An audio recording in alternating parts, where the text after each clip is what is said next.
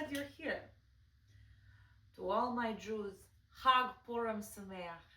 And to all my non-Jews, Happy Purim. I know you're wondering, what did I just say? Well, we are celebrating a very beautiful holiday right now.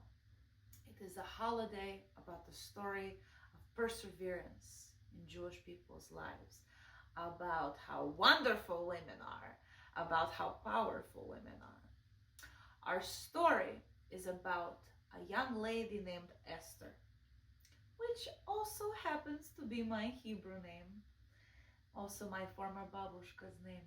I loved her very, very much. She was a very strong woman, and I'm honored to have that name with me too.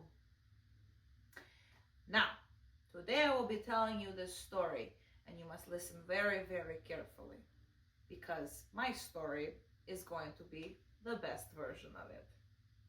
I am so fabulous. Esther is so fabulous, and I just know you're going to love this story too. So, buckle up! We're going to tell a story now.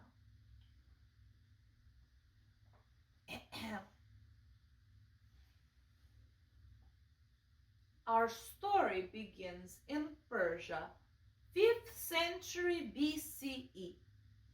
The Jews are living in exile, but luckily they had benevolent leaders lately, until they get a new king, Ahasuerus, who was not the brightest bulb in the tool shed. King Ahasuerus' wife, Queen Vashti, snubs the king's request to meet with her. Now, we've already established that King Ahasuerus is not the brightest. Unfortunately, he is also not very stable. Does this remind you of any current or past political leaders that we've had? That's for me.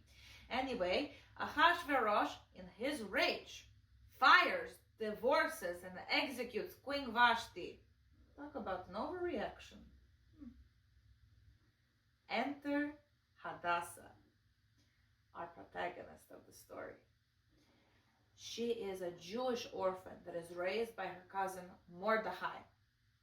When the king starts looking for a new queen, Hadassah and Mordechai make sure she jumps in line. She changes her name to Esther to disguise her Jewishness, and then joins his harem. Eventually, she wins over the harem and then the king, and he selects her as his queen. Enter the villain of our story, Haman. Haman is the king's power-hungry, rage-filled counselor. He also has a habit of touring around the kingdom, making people bow down to him. And with the whole idol worship thing with the Jews, I think you know where this is going. When he comes down to Mordechai's village, Mordechai refuses to bow down because he does not bow to anyone. Haman, in turn, engineers a plan to murder all the Jews in the Persian Empire. Talk about an overreaction. The king agrees to the plan. At this point, Esther has been keeping her Jewishness a secret. But when Mordechai relays to Esther that Haman is planning to kill all the Jews, Esther shows up to the king's court unannounced, which is a big no-no. You never just went to the king without asking first. It was not done. Feminism wasn't the... Anyway. Esther fears that she may be executed. Despite the rules, king is very pleased to see her. Esther asks the king then to hold a series of banquets. I wonder what she's up to. Meanwhile, Haman has no idea what's afoot and is busy building a huge gallows to hang Mordechai from.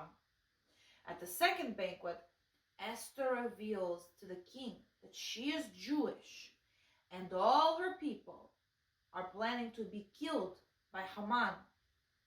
She then asks the king to punish him. The king complies.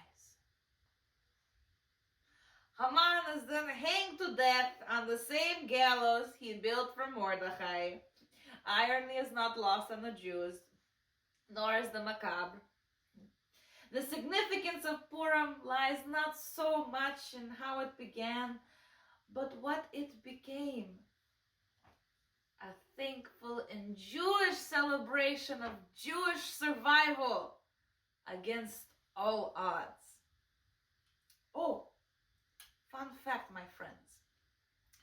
They say that on Purim, that you should get so schmeckled that you essentially cannot tell difference between Haman and Mordechai and Esther and King.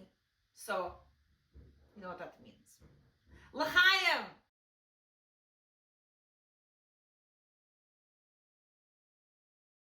And now, some music. Yes, some music. Yeah, you think you're just going to be miming the whole time? No, you have to do a little work too. How do you expect me to do everything? It's time for you to sing. Don't look at me like that. You have to sing now. It's your turn. Do you understand? Okay. And...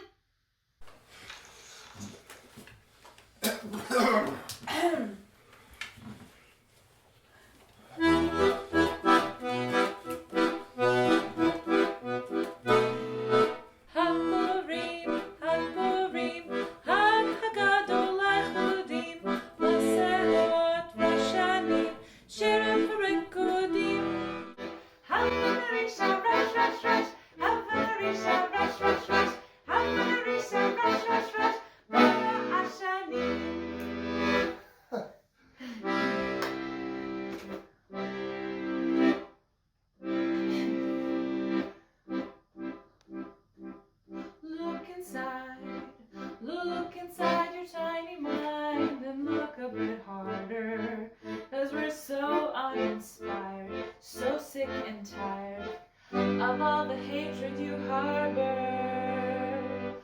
So you say it's not okay to be gay. Well, I think you're just evil. You're just some racist who can't find my laces. Your point of view is medieval.